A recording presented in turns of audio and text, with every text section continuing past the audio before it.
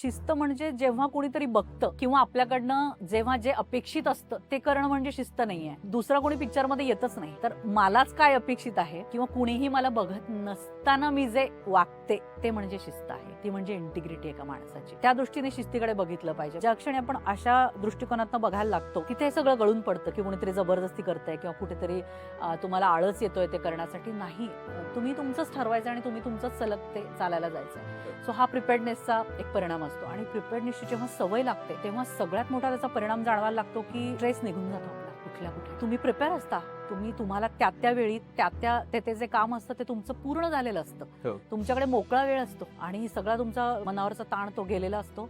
त्याच्यामुळे अजून त्याच्या व्यतिरिक्त 10 कामं तुम्हाला सुचतात, करूया का असं वाटतं. ती इच्छाशक्ती तुमच्यामध्ये निर्माण होते आणि मग एक ग्रोथचा माइंडसेट ह्या शिस्तीतनं कुठेतरी सतत ग्रोथ मला केली पाहिजे. आता मी जिथे आहे मी खूप सुखी आहे, व्यवस्थित आहे, पण नाही, एक थोडंसं आपण शांतपणे मला जितकं जमेल तितकं मी हेही करून बघतो, कारण ह्याची पण मला पॅशन आहे थोडी. मी तेही करून बघेल. ह्याच्यातनं सामाजिक आयुष्यामध्ये सुद्धा आपण बरंच काही करू शकतो, वैयक्तिक आयुष्यात करू शकतो, कुटुंबाला जास्त वेळ देऊ शकतो. जर मुळात तुमचं व्यक्ती म्हणून आयुष्य शिस्तीत असेल तर स्त्री असेल पुरुष असेल त्याच्यासाठीचा वेळ आपण आधी काढू शकतो. आणि ह्या सगळ्याचं सूत्र कुठे आहे तर प्रिपेअर्डनेसमध्ये आहे.